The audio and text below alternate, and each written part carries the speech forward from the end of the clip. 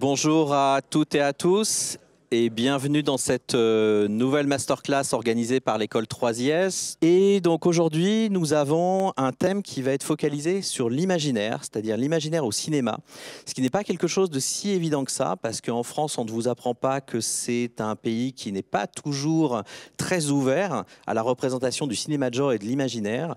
Et donc pour parler de ce sujet, nous avons le plaisir d'inviter Thierry Poirot. Bonjour. Qui a une carrière qui est consacrée, ou en tout cas vraiment très marquée par ce cinéma de l'imaginaire. Alors, pour nos étudiants peut-être qui ne te connaissent pas, est-ce que tu peux te présenter en quelques mots, s'il te plaît? En quelques mots, alors je suis Thierry Poirot, donc je suis jeune réalisateur, non un peu plus vieux quand même. J'ai commencé, vous verrez, par publicité, court-métrage, publicité. Je fais un long-métrage, un autre long-métrage par la suite, et je me suis mis à faire de la série. Dans toutes les étapes de ta carrière, tu as quand même représenté beaucoup des univers qui n'existent pas, des univers de genre, des univers liés à la bande dessinée. C'est quasiment systématique. Oui, c'est qu'on est parti, d'abord je me présente, moi je travaille aussi avec mon frère à l'origine, avec qui je m'entends toujours très bien évidemment, qui s'appelle Didier, donc on était connus sous le nom des frères Poirot au départ. Ça s'invente pas. Donc on a commencé et on venait vraiment l'un comme l'autre. On vient plutôt du milieu de l'art, des beaux-arts, de la BD. Il faisait beaucoup de BD, moi de la photo.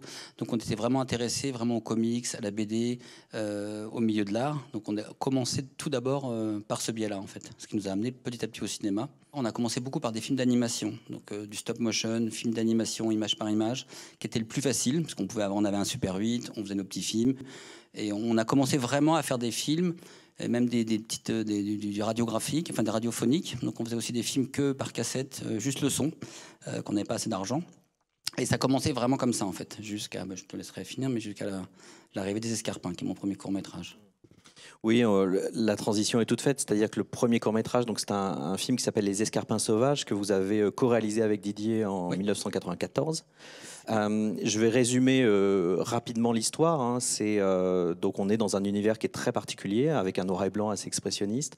On suit donc un météorologiste qui est dans un univers comme ça, dans une forêt un peu sombre, et qui va rencontrer des créatures de bois qui s'animent et qui vont être hostiles à son encontre, bien évidemment. On voit tout de suite qu'il y a une patte très forte, il y a une proposition très forte à l'intérieur. Mais comment il a été fait? C'est-à-dire, est-ce qu'il a été fait en groupe d'artistes comme ça, de manière artisanale? Est-ce qu'il y avait une production derrière? Comment ça s'est lancé? C'est un court-métrage qui a été fait, faut le savoir, dans le jardin de nos parents en fait. Hein. Tous les trucs en bois, c'est ni plus ni moins que le jardin de nos parents, qui était à côté des agriculteurs. Voilà, donc tout a été fait sur place avec une prod parisienne qui était des gens qui viennent de l'animation, qui était une toute petite prod. Ils sont tous venus habiter chez mes parents pendant 15 jours et on l'a fait image par image. Comme ça, on a vraiment fait vraiment un film bricolé avec vraiment très peu d'argent. C'est-à-dire que la bande son a coûté 2 fois plus cher que le film. Et ça a été fait comme ça. C'est vraiment une collaboration d'abord artistique, fait de photos, d'images. On a inventé l'univers petit à petit. Ça a mis du temps. J'avais beaucoup d'amis des Beaux-Arts qui venaient faire les décors l'été avec moi. On a fabriqué, vous verrez s'il y a le film, il y a un grand château qu'on a fabriqué dans le fond du jardin. Voilà, c'est vraiment un travail d'équipe d'amis, comme beaucoup de courts-métrages se font en fait, voilà, à l'origine. Et quel a été le retentissement du film? Parce qu'il a été primé au Festival international de Paris, hein, du film fantastique de Paris. Et quelles a été les retombées pour vous? Nous, ça a une carrière un petit peu, parce que le film est quand même un peu spécial, comme on peut voir, surtout qu'on s'est un peu vieilli pour le plus jeune public. C'est un film un peu étrange qui, à l'époque, ça se faisait absolument pas du tout. Du coup, ça a bien marché, moins à Paris. Oui, à Paris, ça a bien marché. C'est vrai qu'à l'international, on était à New York, ça a été primé un peu, on a fait un grand tour. Comme ça, pour un premier court-métrage, on était assez contents, c'est la première fois qu'on voyageait même. Et du coup, après le film, on s'est fait découvrir par d'autres prods, en fait. C'est là qu'a commencé une autre partie de ma carrière, du coup, de publicité, où ils ont découvert le savoir-faire de l'animation, ça leur plaisait. En fait, donc ça vous a exposé, si je résume, et ça vous a fait découvrir. Et derrière, un autre milieu, donc le milieu de la publicité, vous a accueilli d'une certaine manière. Vous avez travaillé sur des spots quand même de grande ampleur, avec des effets spéciaux de pointe pour l'époque, etc. Comment on passe de ces deux univers-là? En fait, c'est souvent, il y a les mêmes.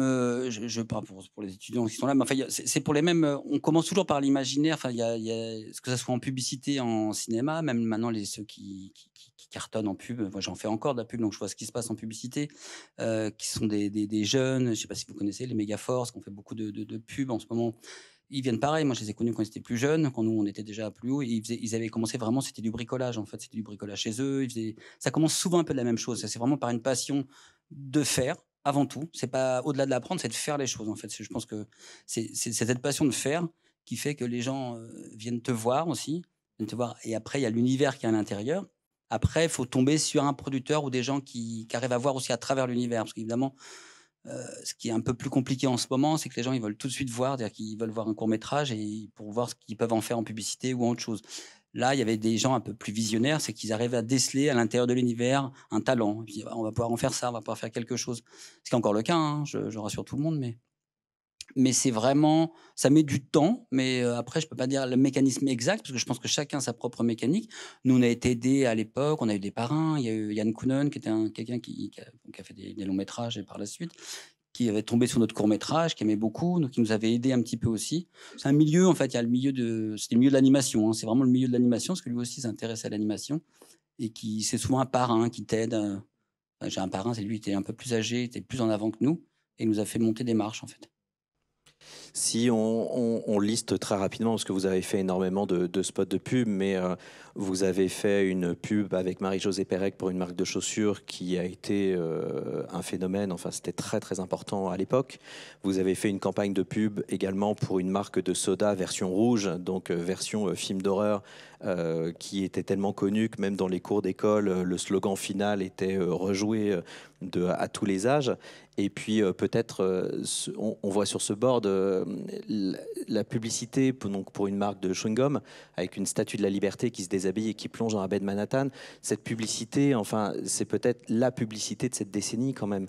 Je crois que vous avez été quand même fortement, comment dire, primé pour cette pub.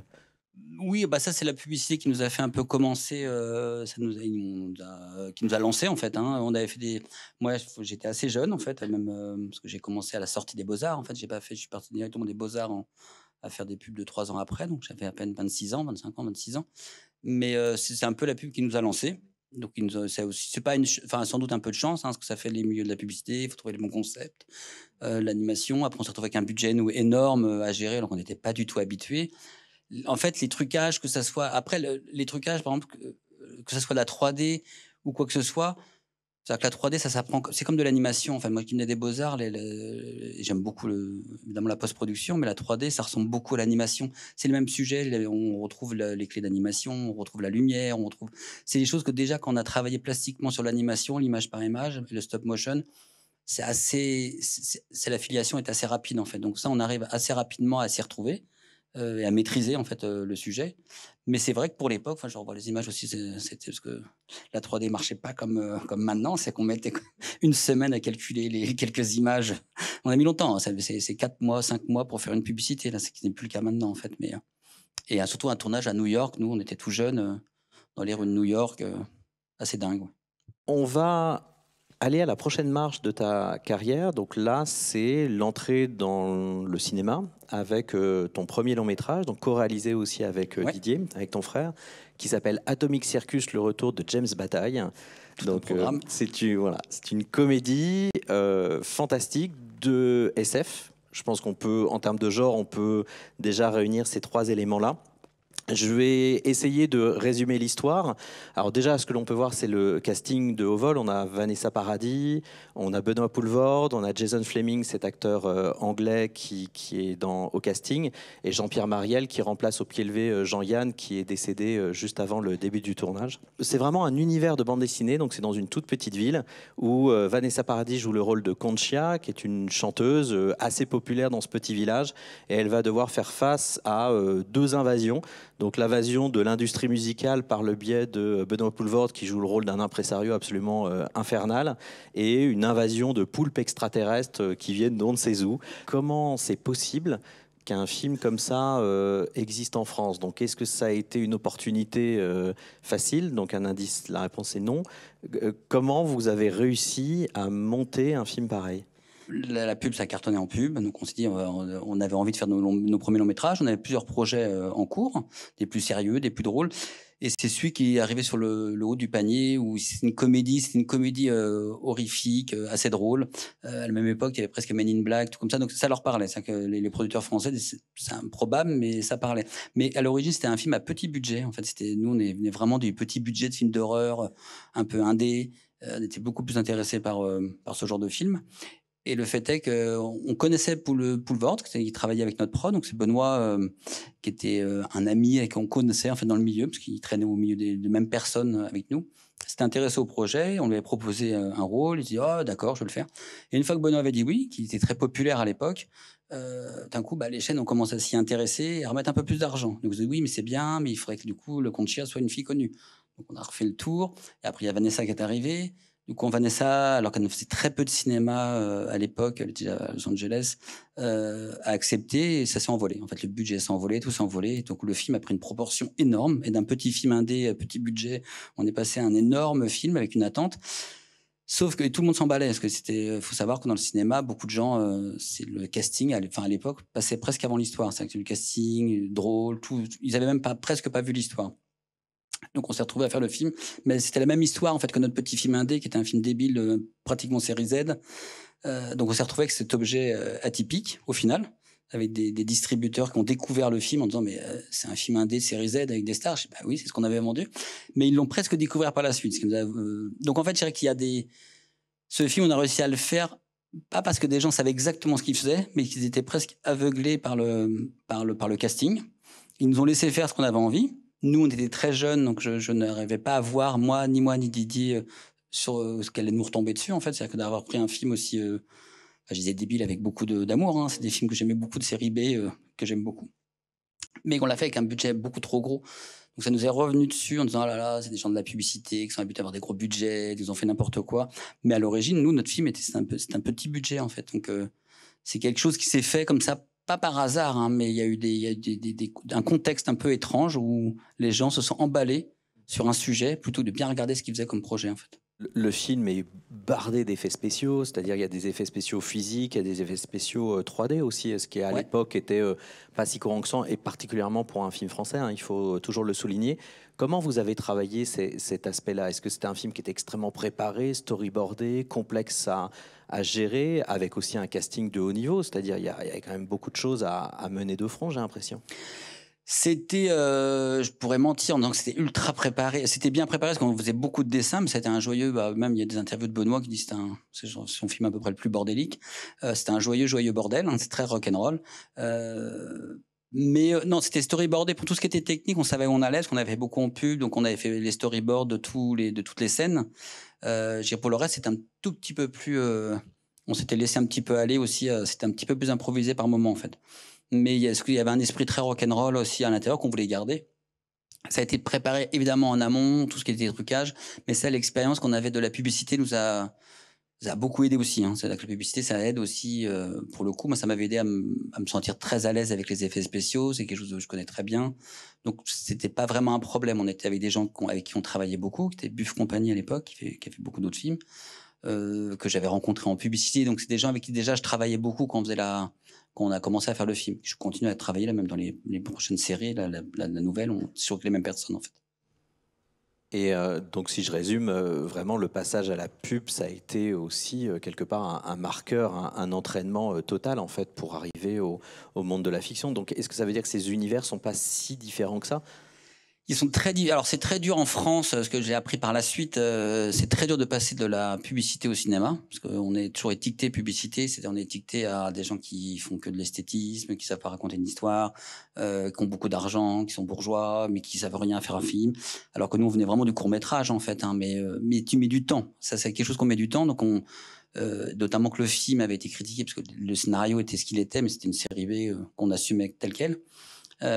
Donc il y a peu de gens qui arrivent à passer de la pub en France, peu de gens à faire de la pub au cinéma, c'est assez compliqué.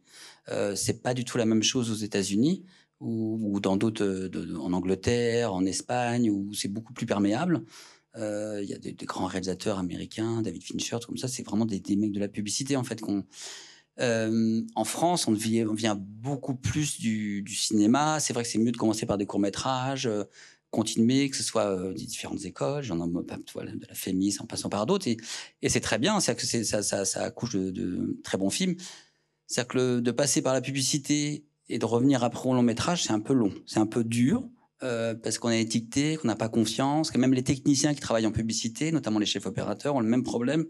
C'est-à-dire qu'alors qu'il y en a des très très très bons, on leur dit toujours ah ben non, c'est de la publicité, c'est pas pareil que le cinéma. Alors que pour moi, c'est la même. Enfin, voilà, on fait des images, en pub, on crée des petites histoires. L'inverse, par exemple, se passe très bien. Beaucoup de gens de long métrage font des pubs. Il n'y a pas de problème, ça se voit pas la différence, mais eux, ça repose aucun problème. C'est l'inverse qui est toujours plus compliqué en fait. J'ai l'impression, en t'entendant, qu'il y a comme en France une suspicion d'esthétisme. C'est-à-dire que si on fait des images ou du visuel, et ça peut être douteux par rapport à sa capacité à raconter tout simplement une histoire. Si je résume, j'ai l'impression que c'est ça. Bah, c'est-à-dire que je dirais pas que enfin, c'est dur de dire en France que je suis français, puis je continue, mais je te dirai après, j'étais aux États-Unis, puis je suis très content de revenir en France, honnêtement. Mais c'est vrai que au-delà de l'esthétisme, c'est se tabler sur le visuel. C'est que des gens qui travaillent beaucoup sur le visuel, sur l'art visuel, en fait, même de l'abstraction, des univers qu'on appelle plus BD ou quoi que ce soit, c'est très difficile de le faire accepter en France parce qu'on est dans une culture qui est basée plus sur, pas plus littéraire, hein, mais plus réalisme. Mais même le public a du mal, parce que moi, je me fraude au public maintenant, même avec mes différentes séries, tout ça. Ça marche toujours moins bien. On dit qu'il y a du fantastique que quand il n'y en a pas, en fait. Parce que on n'est pas un public français sur lesquels ça marche énormément. Ça marche bien en Angleterre, en Espagne, ils font des grands films fantastiques, parce que c'est dans leur culture, en fait. On va revenir à Atomic Circus pour parler de la réception du film. Donc le film sort, c'est un ovni au sens propre. Comment il a été perçu? Bon, tu nous as donné des indices. Quand les distributeurs l'ont découvert, ils n'étaient pas forcément préparés aux résultats. Donc comment ça s'est passé pour vous? Ça a été un petit peu dur à la sortie. Et c'est par la suite, en fait. C'est vraiment un film qui s'est nourri par la suite, qui m'a beaucoup plus aidé, mais un an après, où là, ça s'est revenu beaucoup plus facilement, comme beaucoup de films. Ça remarche en DVD, ça a marché plutôt. Il était extrêmement, enfin, même piraté un peu partout. D'ailleurs, maintenant, on peut le revoir plus facilement sur YouTube que sur autre chose. Donc, c'est vraiment le film. Après, il a pris son envol, mais par un autre biais, en fait, pas par le biais classique. Donc, moi, c'est pas un film qui m'a aidé à rentrer avec Didier ni moi dans le milieu du cinéma. Donc, le milieu du cinéma, on a dit bah, merci, au revoir. C'est pas pour vous. Donc j'ai dû repartir un peu, refaire de la pub avant de revenir au cinéma. Vous êtes resté proche de Vanessa Paradis puisque vous avez réalisé le documentaire de son concert. Hein, c'était en 2008, si je ne dis pas de bêtises. Oui. Et ça a été quelque chose de porteur puisque ça a débouché quand même sur une reconnaissance. Est-ce que tu peux nous dire comment vous avez travaillé ce documentaire? Comment ça s'est fait? Est-ce que c'était un accident, une opportunité? Et puis ce que ça a provoqué chez vous derrière? Bah, nous, c'était vraiment c'était vraiment une opportunité. C'est vraiment par amitié au début par Vanessa qui devait faire on lui avait demandé de faire un film sur sa tournée. Elle n'avait pas du tout envie de se faire filmer la tournée, donc elle avait dit, elle avait demandé, est-ce que vous avez une idée? Je voyais un peu les captations à quoi ça ressemblait, mais on s'était pas penché vraiment dessus avec Didier. Donc on l'a vraiment fait assez simplement, mais d'un point de vue plus cinéma. En fait, on s'est vraiment amusé à le faire du cinéma. On a fait des interviews, à s'amuser en fait avec eux. C'était avec Vanessa, Mathieu Chédid, il y avait tout, c'était sur sa tournée. Mais ça a été une opportunité qu'on a pris vraiment, que c'était quelque chose d'à part. Moi, j'ai beaucoup appris par rapport presque au côté documentaire, où je m'étais pas beaucoup penché sur la question. C'est-à-dire que là, on n'était pas maître des images, qu'on devait juste simplement filmer les images et être là à un moment où ça se passait. En fait, parce qu'il y avait des petits, voilà, c'est des petits moments de vie. Même si on pouvait pas tout filmer, parce qu'à l'époque, il y avait même Vanessa et sa vie étaient en privé.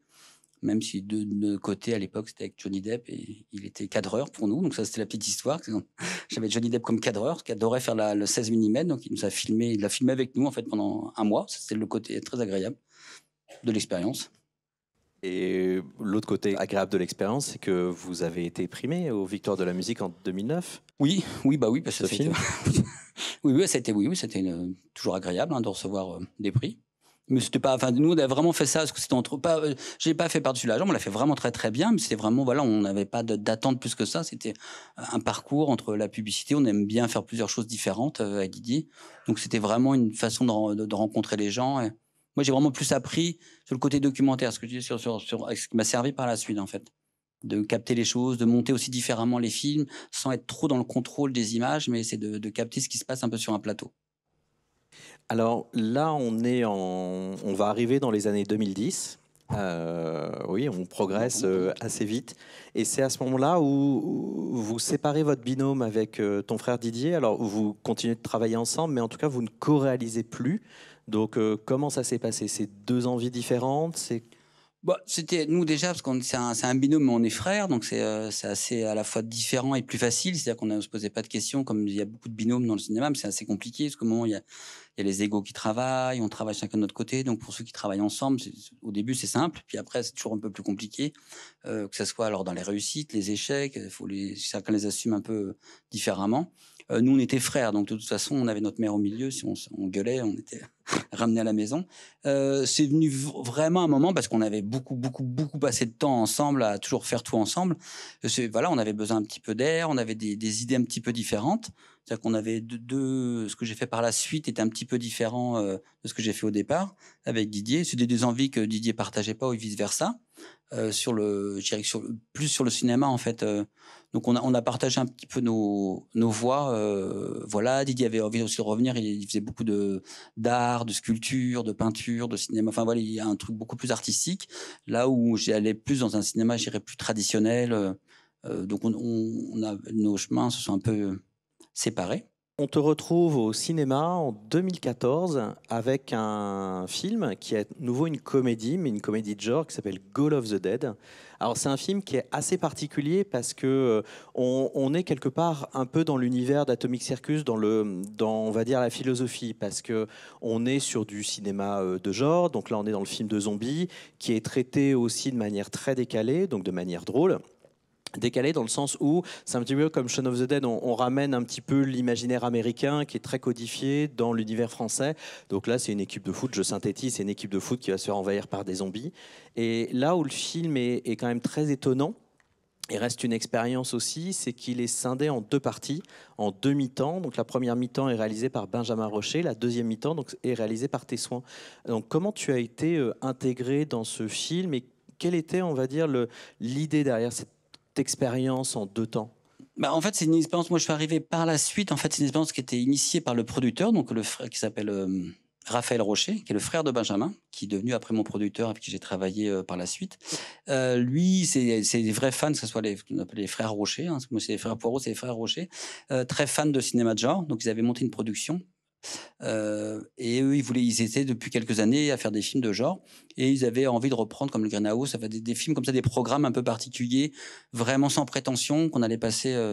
Soit ça allait sortir au cinéma l'été, soit directement en DVD. C'était vraiment le but avoué en fait. Moi qui venais vraiment de ce cinéma, que j'aimais beaucoup le cinéma VHS, j'aime aussi les grands films d'auteur, mais j'aime aussi les films de série Z et B, parce que j'y trouve l'artisanat, l'art, le début du cinéma en fait qui m'intéresse aussi beaucoup et je trouve ça assez touchant. Donc c'était vraiment venu avec cette idée. Moi je me dis banco. C'était pas simple parce que c'était réaliser un film en deux parties. Je ne contrôlais ni la première donc j'ai attaqué la deuxième. Mais je l'ai fait vraiment comme c'était au début comme une commande, puis après on s'est beaucoup attaché au projet, on s'est beaucoup amusé. Moi, je l'ai fait vraiment parce que ça relançait un peu les choses aussi, parce que j'avais du mal à revenir dans le cinéma, parce qu'on avait du mal à faire confiance. Après, il faut savoir qu'après Atomic Circus, on avait vraiment étiqueté comme étant des fous du cinéma, c'est-à-dire incontrôlable, le film Barjo. Voilà, c'est à ne pas approcher, à ne pas donner un scénario, surtout pas, parce que autrement ça va exploser. Du coup, il fallait vraiment que j'arrive gentiment à dire non, mais j'arrive à faire du cinéma, c'est-à-dire qu'il y a un film qui commence à un point A, qui va à un point B, fait en temps de jour, contrôlable. Donc, j'allais aussi dans cette idée-là, en fait. Et après, ça a bien redémarré. On s'est beaucoup amusé. Donc après, c'était un programme fait pour Canal+, en fait, du binôme qui est sorti un peu en salle, mais c'est un programme un peu atypique, en fait. Mais j'aime bien, en fait, c'est des problèmes, encore une fois, presque un ovni, en fait. Oui, parce que tu enchaînes tout de suite en 2015, si je dis pas de bêtises, avec un autre film, un autre long métrage qui s'appelle Alone. Alors c'est la traduction française de Don't Grow Up. Ouais. Donc on voit l'affiche. C'est un film qui effectivement est assez différent par rapport à ce que tu as fait jusqu'à présent, parce que déjà ce n'est pas une comédie. On est toujours dans du cinéma fantastique. Alors, Don't Grow Up, en quelques mots, ça raconte le monde dévasté par une contamination qui transforme les gens en infectés. Donc, c'est vrai qu'on retrouve des codes qu'on a déjà vus, un imaginaire qui est déjà existant, sauf que la manière dont c'est traité est très particulière parce qu'on est sur un casting d'adolescents et le film est exclusivement vu à leur niveau. On n'est pas dans quelque chose qui détourne les choses. Au contraire, c'est vraiment, on voit ça par leur côté. C'est vraiment par la petite histoire, par leur regard. Et c'est un film qui est très sensible et qui est quasiment intimiste. Comment tu es arrivé dans un changement de ton aussi différent? C'est un film avant tout poétique. Le film de genre, enfin, si je raconte l'histoire, c'est que, bon, les infectés, peu importe, on a déjà vu beaucoup. C'est juste la particularité, c'est que ça ne touche que les adultes. Donc, en fait, ça ne parle juste, c'était une façon, c'était mon Peter Pan, en fait, c'est à quel moment tu passes de l'enfance à l'âge adulte, se poser la question. C'est quoi, ça veut dire quoi d'être adulte? Est-ce que tu es un adulte à 18 ans, 20 ans, 30 ans, ou tu peux être plus jeune ou plus vieux? Donc, après, on a réfléchi là-dessus avec ma co-scénariste, et c'est vraiment un film sur l'adolescence, qui est un sujet qui me passionne aussi. Donc j'aime beaucoup. J'ai d'autres projets en cours sur le même sujet. Et c'était plus un film. C'est un film poétique. En fait, c'est une histoire d'amour entre deux adolescents, un qui en passe de devenir adulte, de ceux qui se posent des questions. Donc c'était vraiment cette idée-là, et de travailler aussi avec des jeunes comédiens. J'avais envie depuis très longtemps. C'est un projet que j'avais depuis longtemps, mais c'était dur à vendre. C'est comme tout bon projet, hein. Souvent, faut faire ses preuves au départ, puis après on arrive à le vendre. C'est un projet que j'avais depuis longtemps. Après, j'ai fait avec un petit budget. Du coup, j'ai dû couper quelques pans de l'histoire. Ça, c'est un petit peu mes regrets. Mais le casting, j'en étais très content. Et ce qu'on en a fait, j'étais assez fier, en fait, de... Voilà, c'est vraiment des petits budgets. C'est où on permet de faire des films. C'est aux alentours de 2,5 millions, 2 millions. Fait aux Canaries. Donc c'est vraiment des films qu'on vous propose, une coproduction espagnole-française, tournée avec des Anglais. C'est vraiment les films qu'on faut se battre, hein. Faut se battre pour les faire. C'est tourné en à peine un mois et demi, alors qu'il y a beaucoup de scènes, beaucoup d'effets. Voilà. Et le film, une fois terminé, est-ce qu'il a été suffisamment diffusé? Est-ce que ça a eu des échos positifs pour toi? Oui, après c'est les films qu'on appelle, c'est vraiment les films, c'est des petits budgets sortis. Donc il est sorti en Angleterre, en France il est sorti en VOD directement, il est sorti en États-Unis, en Angleterre. Donc ça m'a amené d'autres choses, d'autres petits projets, mais c'est vraiment les petits films qu'il faut se battre pour voir. Voilà, c'est vraiment les films d'auteur, je dirais les films d'auteur fantastiques à 2 millions. On en fait beaucoup en France, hein. Il y en a quelques-uns qui sortent notamment, mais qu'on voit peu en fait, parce que la salle maintenant c'est quand même compliqué. On avance là vraiment dans le moment de ta carrière qui nous amène quasiment au début des années 2020. On est en 2019. Là, on progresse à nouveau parce que là, on te retrouve après Alone au générique d'une série cette fois. Donc c'est encore autre chose, c'est la fiction, c'est toujours l'imaginaire, mais dans un autre contexte. Donc tu as réalisé donc Zone Blanche, cette série du service public qui a été diffusée sur France 2, qui est quand même une série qui est très très très étonnante, hein, parce que on est dans un univers qui est quasiment mystique. Comment tu es arrivé à la série télé après ces expériences de cinéma? Quand j'ai fait ça, c'est vraiment la bascule entre pas la fin du cinéma, le cinéma est encore bien là et pour longtemps, mais la série télé, c'était pas juste une série qu'on regardait à la télé, il y avait vraiment des ambitions de cinéma qui arrivaient, donc par les nouvelles séries qui arrivaient des États-Unis, d'Angleterre, HBO, de partout. Donc le cinéma, il commence à piocher dans le monde du cinéma et d'une envie de faire des séries qu'ils appellent très cinéma. Maintenant, ça veut plus rien dire parce qu'il y a des séries télé qui sont plus cinématographiques et des films qui ressemblent à des séries. Mais c'était vraiment le début de l'époque. Donc moi, on est venu me chercher après Don't Grow Up, en fait. C'est vraiment Don't Grow Up que j'ai projeté dans des festivals. C'est le producteur qui a vu Don't Grow Up et qui a vu dans ce film un peu cette sensibilité un peu étrange quelque chose qui lui a parlé, qui m'a proposé du coup de travailler sur l'adaptation de Zone Blanche. Moi, je ne voulais pas trop y aller au début parce que je me dis voilà, c'est pour une série France 2, c'était pas du tout ce que je regardais. Je me retrouvais je me voyais déjà finir ma carrière à faire je dirais pas d'autres noms, mais d'autres séries que je n'ai pas envie de faire. Donc j'y étais vraiment d'accord, mais moi je fais du cinéma, j'ai envie de m'amuser, c'est du fantastique. On m'a dit oui, tu peux y aller. Donc on a proposé, j'avoue qu'il nous c'est une certaine liberté. J'ai découvert aussi mon producteur, à qui je suis très ami, qui m'a poussé, qui a dit allez, on y va. On a proposé, ça a plutôt très bien marché. Ils ont fait une saison 2, c'est sur Netflix, ça a été racheté par Netflix. Donc ça nous a, ça, c'est une série, je dirais, qui était une commande, parce que ça reste quand même quelque chose que j'ai pas initié, j'ai pas écrit, qui est assez agréable, quand on vient du long métrage, et je pense qu'il y a beaucoup de gens qui font de la série et du long métrage aussi. Il y a un petit problème de budget, parce qu'il faut aller vite et par rapport au long, mais le fait de pouvoir développer des personnages, de rencontrer des gens, d'avoir une famille, ça c'est plus que du théâtre, en fait, d'une famille les auteurs, les producteurs, toutes les équipes, on voyage vraiment ensemble, en fait. Ça, c'est très agréable. Quand je t'entends, il y a quelque chose qui me marque, c'est-à-dire que dans le domaine du cinéma, j'ai l'impression qu'il faut lutter pour imposer des films liés à l'imaginaire du genre, etc. Et là, en série, on vient de chercher, on désire quelque part ces univers-là, on les laisse se déployer. C'est quand même très étonnant que France Télévisions laisse un tel univers Bah, sur son antenne. Est-ce que ça veut dire que la série télé est beaucoup plus ouverte, en fait, quelque part? En fait, ça s'explique assez simplement. C'est que le cinéma, faut faire le plus grand chiffre, le plus populaire. Donc, on fait un film, faut qu'il attire le plus de gens possible. Donc, en fait, c'est très dur. Le fantastique étant quelque chose en France qui est pas très bien, qui ne marche jamais, en fait, très peu. Là où en ce que j'appelle série ou plateforme, c'est exactement le contraire. C'est qu'il leur faut des niches. C'est-à-dire que une plateforme marche surtout si il y a un secteur, une série qui fait fantastique, une série qui fait amour, une série qui fait comédie. Eux, c'est séparé. Et comme les gens viennent binge-watcher ou ils viennent regarder la série et ils viennent regarder la plateforme, ils ont tout intérêt à faire des marqueurs très précis. Ils veulent du fantastique qui soit très fantastique, de la comédie qui soit très comédie. Donc après, on retrouve le même problème de mélange de genres, mais par contre, eux, ils n'ont pas peur parce que ça fait partie exactement je dis une plateforme, que ce soit, quand je parle de plateforme, que ce soit France 2, Netflix, HBO, Canal+, pour moi, ils marchent à peu près tous pareil. C'est qu'ils ont vraiment envie d'avoir des secteurs très précis et des marqueurs très précis pour un public qui peut aller de l'un à l'autre. Si je prends une famille, bah, il y a l'ado qui aime que les films d'horreur, la mère qui veut regarder des films d'amour. Donc ils ont intérêt à garder simplement, c'est très technique, hein, d'avoir un abonnement avec une famille. Et c'est plus facile, sachant que chacun regarde son écran. Donc en fait, chacun peut regarder ce qu'il a envie. Là où au cinéma, on va tous, et ce que j'aime beaucoup, c'est qu'on est tous réunis autour du même écran. Et les niches n'existent pas vraiment. C'est-à-dire qu'un film de genre américain, de toute façon, il va se vendre en DVD dans le monde entier.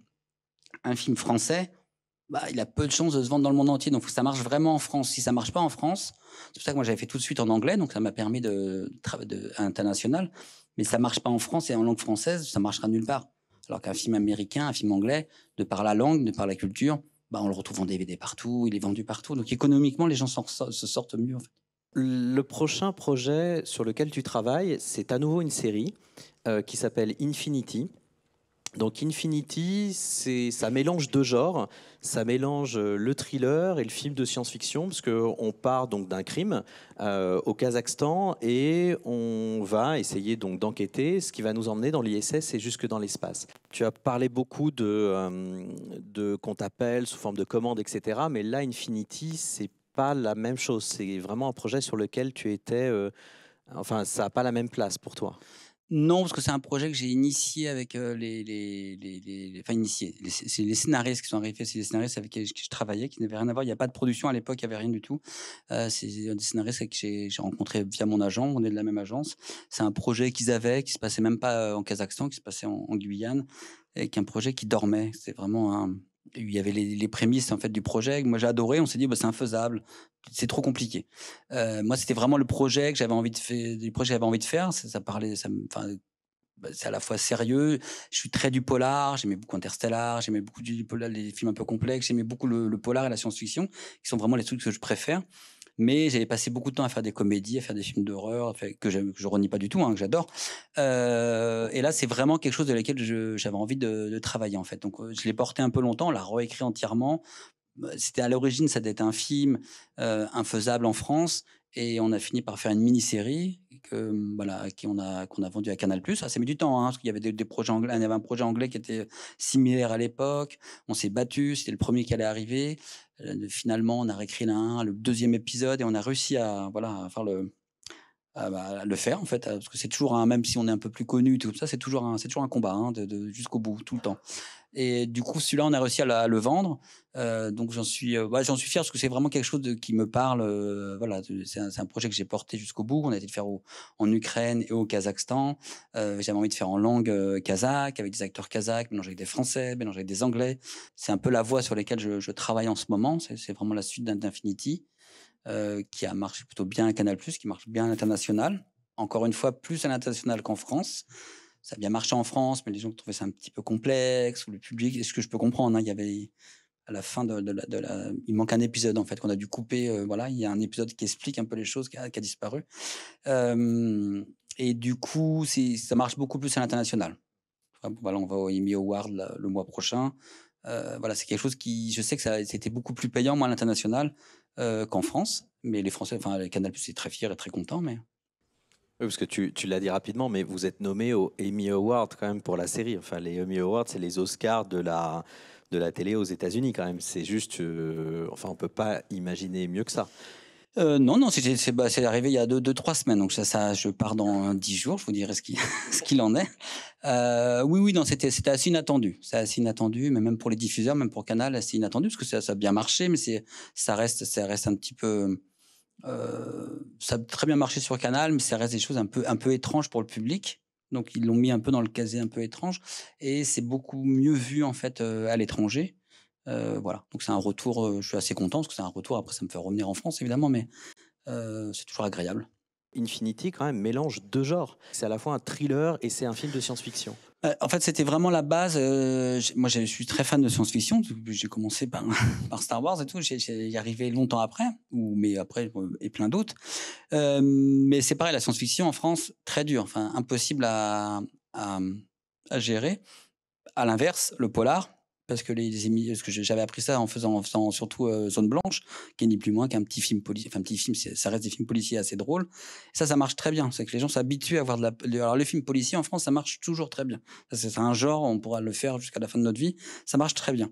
Après, je me dis, on va rentrer par le polar pour aller vers la science-fiction. C'est qu'au début, c'était beaucoup plus SF. C'est ça que j'ai apporté en fait avec les auteurs. J'ai dit non, on va rentrer par le polar, un polar soit au Kazakhstan, un peu.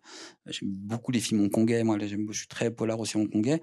Donc, j'allais par ce biais, en fait, par le polar, on allait amener les gens tout doucement à arriver dans l'espace, à accepter la science-fiction. Je ne sais pas pourquoi on se voit pas. Alors qu'on était notamment pour l'espace, hein, c'est qu'on avait encore Thomas Pesquet. J'ai contacté aussi beaucoup de gens qui avaient été pour ce film, c'était fort intéressant. Claude Nuret, tous ces gens qui sont montés dans l'ISS, qui ont fait l'espace, ça reste européen et ça reste ancré en Europe en fait. C'est les tirs de combat de l'ISS en fait, ça tirait à l'époque de Baïkonour qui n'existe plus à cause de la guerre Ukraine et Russie. Mais ça reste un univers très européen en fait, mais qui a jamais été exploité. C'est quelque chose, alors que nous, dans la conquête de l'espace, on a notre mot à dire. On a de grands cosmonautes qui sont montés, qui sont descendus. Et c'est vrai qu'on l'utilise peu. J'ai dit, on a dû se battre. Ça a intéressé les distributeurs. Hein. C'est un sujet qui reste européen, mais de science-fiction. Je dis, on peut quand même le faire sans aller singer un film américain, en fait, singer ou prendre leur culture, parce que ça restait notre culture, en fait, mais dur quand même à faire. On va parler de ta dernière production, qui d'ailleurs on te débauche parce que tu es en plein montage. Oui. Et donc merci de te libérer pour être avec nous. C'est-à-dire que là tu es aux commandes d'une nouvelle série pour Canal+, qui s'appelle Les Sentinelles. C'est tiré d'une bande dessinée qui a failli être adaptée il y a quelque temps déjà par Alexandre Aja, qui est un Français expatrié à Hollywood, avec un autre réalisateur français qui s'appelle Julien Mocrani. Donc voilà, pour X raisons, le projet ne s'est pas fait. Et donc là, il est développé en mini-série et donc tu le réalises. Est-ce que tu peux nous présenter ce projet qui reste quand même assez secret? Il n'y a pas beaucoup d'informations pour le moment sur cette série. Pour cause, hein, ça ne sortira que en septembre 2024. Je suis en train de finir les 2-3 premiers épisodes en fait en ce moment. C'est une série qui a été redéveloppée en fait par un scénariste qui s'appelle Guillaume Lemans, qui a racheté les droits de la BD. Ils s'en est un petit peu éloignés et ils l'ont vendu après en série pour Canal+. Canal+ cherchait pour se développer. Ils veulent plus de la série, un peu d'aventure, un peu plus aventure, quand je dirais populaire dans le bon sens et le mauvais sens du terme. C'est un truc beaucoup plus accessible, ludique, voilà, une action un peu fantastique. Et voilà ce qu'ils recherchaient, donc ils ont réussi à vendre ce projet. Là, c'est vraiment pour le coup, ça fait partie. C'est comme à l'époque quand j'ai fait Zone Blanche, c'est vraiment des commandes. Moi, entre mes deux projets, tant que je développe, c'est toujours très long. J'accepte de temps en temps de rentrer dans l'univers d'autres gens. Là, ils m'ont laissé, je connaissais évidemment la BD. Là, ils m'ont laissé, j'ai beaucoup travaillé sur la direction artistique aussi, d'où je viens, moi, ça m'intéressait aussi. Donc, ils m'ont laissé faire une adaptation artistique de toute la série, donc avec les budgets et la préparation qui étaient très bien. Et c'est une série, ça sera assez éloigné de la BD, pour cause que la BD raconte beaucoup. La BD revient sur les grands moments de la guerre 14-18, les grandes batailles, revues et corrigées à travers ces personnages qui sont les Sentinelles, qui sont des personnages blindés, mais qui restent des humains. Nous, il y a un côté un peu, l'auteur a été beaucoup plus du côté fantastique. Ça se passe dans Paris aussi, ça se passe pas que sur les champs de bataille, pour des causes aussi purement économiques. En fait, il y a des choses qu'on ne pouvait pas tout montrer. Ça restera spectaculaire, mais à un niveau, on reste quand même enfin, c'est des budgets français, franco-français, donc en fait, on reste dans des budgets un peu plus limités. Mais on arrive à développer quand même. Ça se passe entre le Paris, les bas-fonds de Paris. Je peux pas tout vous dire, mais il y a un côté par rapport à la BD, il y a un aspect fantastique, gothique totalement assumé, avec des pouvoirs comme ça. Voilà, ça va assez loin dans la proposition. Après, j'espère que ça plaira, on va voir. On sait jamais en fait, au début quand ça part comme ça. Et là, j'en suis en train de finir. On partage, en fait, je partage la réalisation avec Édouard Salier, qui est un autre réalisateur qui a sorti son long métrage aussi, qui vient aussi du film du fantastique aussi. Voilà, on verra si ça marche. Très bien, merci Thierry. Merci. On va se tourner maintenant vers la salle. Vous proposez le micro si vous avez des questions à poser à notre invité. Tout le long de cette masterclass, vous avez évoqué le fait qu'il y a des difficultés en France à raconter certaines histoires, certains univers. Est-ce que ça a évolué ? Est-ce qu'il y a un peu d'espoir, quoi? Mais il y a toujours de l'espoir dans, tu vois, les séries. Enfin, vous imaginez, vous avez beaucoup de plateformes, mais ça sort tous les jours. Donc en fait, pour intéresser les gens, faut vraiment se creuser la tête. Mais ça, c'est le bon côté en fait. Je pense qu'ils croyaient que ça allait étouffer le cinéma, mais au contraire, ça donne obligé les gens de s'amuser beaucoup plus et de chercher et d'étonner surtout, et pas faire les choses qui on dit ah ça va marcher. Souvent, ce qui marche, d'ailleurs, ils sont toujours surpris. Tous les succès de Netflix ou les autres, on s'y attendait pas, ils s'y attendent jamais. Enfin, ça revient. Je vais vous donner un exemple de. Moi, je suis sur un thriller, polar super noir. On dit mais ça marche plus le polar noir. Là, il y a Netflix qui sort de Body. J'ai pas encore vu la série, hein, mais et ça fait 2 semaines que j'entends plus parler que de ça. Dans le milieu du cinéma, des gens me disent ah là là, mais vous avez pas dit ce trailer un peu noir, tout comme ça, parce que ça redémarre à chaque fois. On sait jamais en fait, donc faut jamais abandonner. Ça tourne, en fait, ça tourne. Le goût tourne et revient. Les séries, c'est pour ça les plateformes ont un côté sain pour le cinéma, c'est que ça remet un peu de vif, de peps. Voilà, c'est mon avis en fait. Vous avez évoqué une carrière aux États-Unis. Oui. Est-ce que vous pouvez nous en dire plus ? Et vous avez aussi dit que vous préférez travailler en France. Et pourquoi ? Alors en fait, aux États-Unis, j'ai fait des années. Quand j'ai commencé la publicité avec mon frère, après ça a beaucoup mieux marché. En fait, j'ai été aux États-Unis, j'étais représenté en France et à Los Angeles, enfin à New York, en publicité. J'ai fait beaucoup de publicité là-bas, à Los Angeles et à New York notamment. Là, j'ai rencontré plein de gens très connus qui m'ont aidé. J'avais été à l'époque sur le plateau de David Fincher quand il faisait Panic Room. Tim Burton on est vraiment. C'est assez facile en fait quand on arrive à Los Angeles, quand on est jeune. Souvent, c'est Hollywood et le bon côté d'Hollywood, c'est qu'ils sont très friands des jeunes talents. Donc, alors quand on arrive, ils te prennent tout de suite à bras le corps. Donc, tu vois beaucoup de gens tout de suite. On a un agent, on te présente plein de gens. J'ai fait la pub, ça a très bien marché, j'en ai fait beaucoup là-bas. Après, c'est un long métrage. J'ai commencé à travailler sur un long métrage avec une scénariste qui s'appelait Caroline Thompson, qui était la scénariste de Tim Burton, qui a fait Mr. Jack, qui a fait Des Romains d'argent, qui avait écrit un film très étrange sur le Fricks. Je ne sais pas si vous connaissez le vieux film qui s'appelle Fricks, qui est une adaptation. En fait, c'était une biographie de Johnny Eck, sur lequel j'ai travaillé pendant 1 an, qui était tourné. On a fait des essais avec James Franco, enfin l'acteur qu'on a vu dans. Voilà, mais c'était un film qui était très noir. Ça parlait vraiment des frics et des handicapés, qui était tourné en partie en noir et blanc, qui était un film fantastique. Mais ça m'a pris 1 an pour arriver en fait à pas grand chose. Souvent, comme ça arrive, en fait, c'est très dur de percer en fait. À Los Angeles, faut vraiment soit y habiter.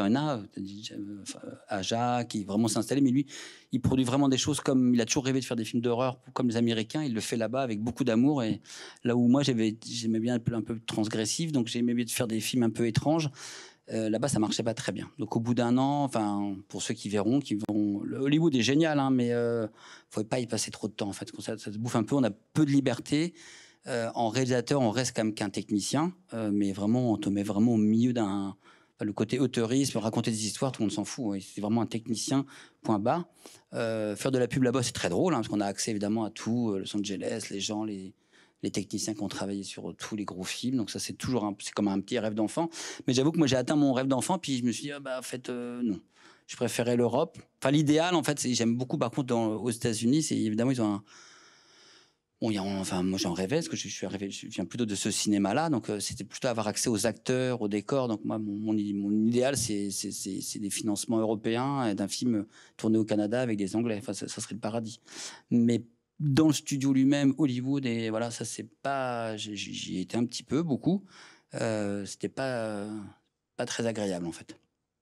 Alors bonjour. Bonjour. Est-ce que dans votre carrière, votre expérience en tant que réalisateur de pub est-ce que vous sentez que votre expérience en tant que réalisateur de pub vous a influencé un peu négativement dans votre carrière de réalisateur, comme par exemple pour Atomic Circus, où vous avez un peu subi les stigmates qu'on peut avoir sur les metteurs en scène de pub? Oui, j'ai pas de regret d'avoir fait, parce que c'est ma carrière et chacun fait son chemin. Mais c'est vrai enfin, moi je faisais de la pub enfin, quand je dis à haut niveau, j'ai fait beaucoup de pubs et j'en continue un petit peu. C'est pas les stigmates de faire de visuel, ça t'apprend. En fait, la pub, ça t'apprend pas vraiment. Ça t'apprend techniquement à faire des petites histoires. Donc ça m'a appris vraiment. J'ai appris vraiment mon métier en faisant la publicité. La seule chose qu'on t'apprend pas en publicité, c'est ce que tu as envie de raconter. Ce que je disais, c'est que tu fais juste des petites histoires un peu débiles avec des petits concepts. Et ce qui manque, du coup, après, on te lance dans le cinéma. C'est vrai que Guy et moi, on avait un savoir-faire de faire des images, faire des scènes d'action, faire des jolies scènes. Donc ce savoir-faire était super. Donc nous, on se lançait dans les histoires en disant, bon, bah voilà, on va raconter ce scénario. Et on s'était rarement penché, et c'était un peu bête, sur l'histoire qu'on avait vraiment envie de raconter. C'est que le milieu de la publicité a tendance à te phagocyter. On prend juste c'est une coquille, c'est vraiment du visuel, du genre, du visuel. Donc en fait, tu peux te faire aspirer là-dedans. Et ça marche très bien. Alors après, on a aussi, c'est très financièrement, c'est très bien payé, on visite partout. Donc, le milieu de la pub est très brillant. Mais quand on se penche après sur le cinéma, que tu viens sur un plateau avec des acteurs et t'as les gens qui te demandent ce qu'on a envie de raconter, c'est ça qui te manque. C'est-à-dire, il faut vraiment te pencher sur ce que tu as vraiment envie de raconter. Et j'avoue que les années de pub m'ont juste un peu endormi de ce côté-là. C'est que j'ai oublié de penser à ce que j'avais vraiment envie de raconter. Et c'est que maintenant, cheveux gris, un peu tardivement, que je me dis, il y a des choses que j'ai envie de raconter, des histoires, des choses que j'avais depuis avant, hein, mais qui sont venues petit à petit, en fait. Et ça, la pub a tendance un petit peu à t'écarter de ton chemin. Mais ça reste aussi très intéressant. Bonjour. Bonjour. En tant que réalisateur, est-ce que vous avez un point ou un côté de la réalisation que vous appréciez particulièrement ou détestez, forcément? Moi, personnellement, parce que je discute avec beaucoup d'amis réalisateurs qui n'aiment pas trop soit le plateau, soit... Moi, c'est vrai que je suis pour le coup un vrai amoureux du cinéma et j'aime beaucoup toutes les... C'est tellement différent. Alors, c'est un peu bateau ce que je vous dis, mais j'aime vraiment toutes les périodes du cinéma, de la préparation, parce que tout est possible. C'est rien à voir, on est là, on rêve d'un truc, tout, on fait des dessins, on est dans la création, tout est possible. Après, j'irais le plus chiant, c'est les repérages, hein, parce que c'est du minibus pendant des heures et des heures, des heures, des heures à changer. Voilà, ça c'est le truc le plus chiant du monde. Il faut savoir que c'est avant le tournage. Tu tournes dans un minibus pendant 6 mois, voilà, pendant à manger des vieux sandwichs. C'est le cinéma. Et t'es épuisé. Souvent quand tu commences le tournage, d'ailleurs, t'es épuisé, t'as l'impression d'avoir fait ton film 30 fois et t'es crevé. Après, t'as le plateau qui est carrément aussi une autre. C'est tellement différent, en fait, et c'est ça que j'aime, moi, personnellement, dans le cinéma, hein, c'est que ça partage vraiment des choses très différentes. Le tournage étant quelque chose de très instinctif, assez épuisant et très sportif, que je contrôle, enfin, que j'aimais beaucoup. J'ai fait beaucoup de pubs, donc j'aimais beaucoup le tournage, même techniquement, je me sens à l'aise avec les caméras. Et la post-prod, c'est vraiment le moment où on rassemble tout, que j'aime aussi beaucoup, parce que là, on est installé et on fait vivre les choses. J'aime beaucoup la musique, j'aime beaucoup le mix à la fin, parce qu'on peut retravailler, y compris quand on fait des films un peu de genre ou des choses comme ça. Le son a une importance énorme. Moi, je suis très fan de musique de film, donc c'est quelque chose que j'aime beaucoup. J'aime beaucoup les enregistrements de musique. Toutes les parties en fait du cinéma sont quand même assez passionnantes. Il y en a des plus longues que d'autres. La vente aussi. La vente au début est un peu compliquée. C'est pas la partie la plus intéressante, mais très nécessaire. Est-ce qu'avoir une idée de l'esthétisme avant le propos ou le fond d'un film est une mauvaise chose? Comment allier les deux sans dénaturer le projet? C'est une bonne question. Moi, j'avoue que je l'ai fait dans ce sens-là. J'avoue que maintenant, ça m'a perdu un petit peu de temps, mais parce que j'ai mis souvent l'esthétisme au cœur du projet avant de commencer le fond. Et j'ai vu que des fois, ça marchait bien. Par exemple, notre premier court-métrage, c'était à la fois très esthétique, mais ça parlait de ça. Ça parlait d'un milieu de l'expressionniste allemand. Donc, c'était très au milieu de ça. Donc, on a trouvé un propos qui racontait l'histoire de quelqu'un qui fabriquait des marionnettes. Donc le propos et l'esthétisme étaient liés.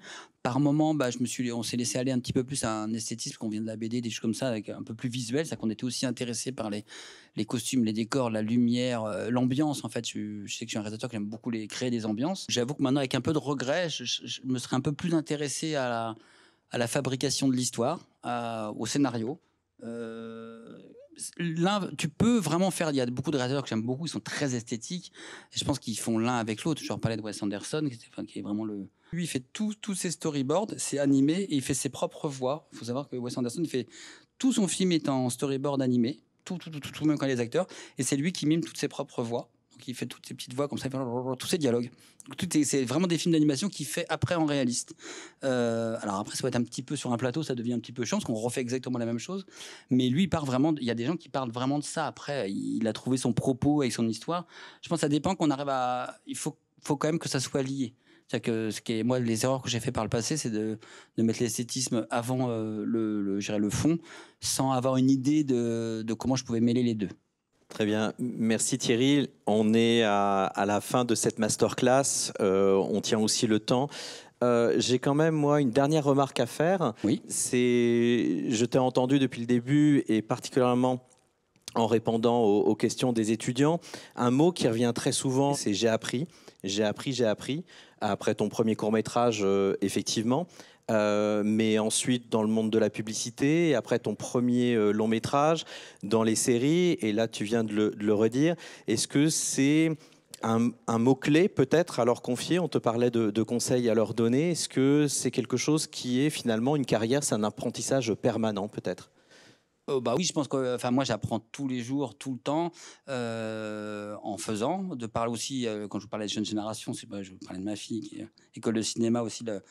Ça te repousse ailleurs, c'est-à-dire que cette jeunesse et tes envies, les choses que tu vois, ça repousse ailleurs. Mais je pense que c'est pareil si tu suis je me compare pas à un grand réalisateur, mais tous les réalisateurs que j'admire, ils changent beaucoup. Tu vois, j'étais très plus jeune, j'étais très Spielberg, tout comme ça. Donc, mais ils ont changé, ils sont passés des découpages très. Si vous analysez bien vraiment les découpages de ces réalisateurs, en termes de films, ils sont passés des fois des trucs très statiques. D'un coup, ils ont découvert un chef-op, ils sont venus à faire des caméras portées, faire des longs plans séquences. C'est-à-dire qu'ils évoluent beaucoup, leur sujet évolue, la façon de filmer évolue. Je pense qu'on perfectionne quelque chose, mais on évolue à chaque fois. Et je pense que c'est ce qui est passionnant. Et surtout qu'on vit dans une époque qui évolue aussi. Donc, moi, ça vient plus de mes études des Beaux-Arts. Il faut vraiment être aux aguets de tout ce qui se passe et puis d'apprendre tout le temps. En fait, moi c'est plus le cinéma. Ce que j'aime, c'est un travail de groupe aussi. Donc, c'est de découvrir des gens et puis les gens, ça rebondit différemment et d'apprendre. Oui, on apprend. J'y suis encore. Hein, j'apprends beaucoup, tous les jours, tout le temps. Très bien. Merci beaucoup, Thierry. De rien. On peut t'applaudir bien fort. Merci. On peut également applaudir. On peut aussi également applaudir ton frère Didier, parce qu'on a beaucoup parlé de son travail aussi aujourd'hui. Merci beaucoup, parce que tu as beaucoup de travail avec la post-production des Sentinelles. Ouais. On te souhaite le meilleur pour la suite et pour les Emmy tout particulièrement. Merci à vous, merci à toute l'équipe des étudiants en coulisses, Margot, Jonas, leurs équipes. Merci à Enzo pour l'habillage. Et on se retrouve le mois prochain pour une nouvelle masterclass. Au revoir. Merci, au revoir.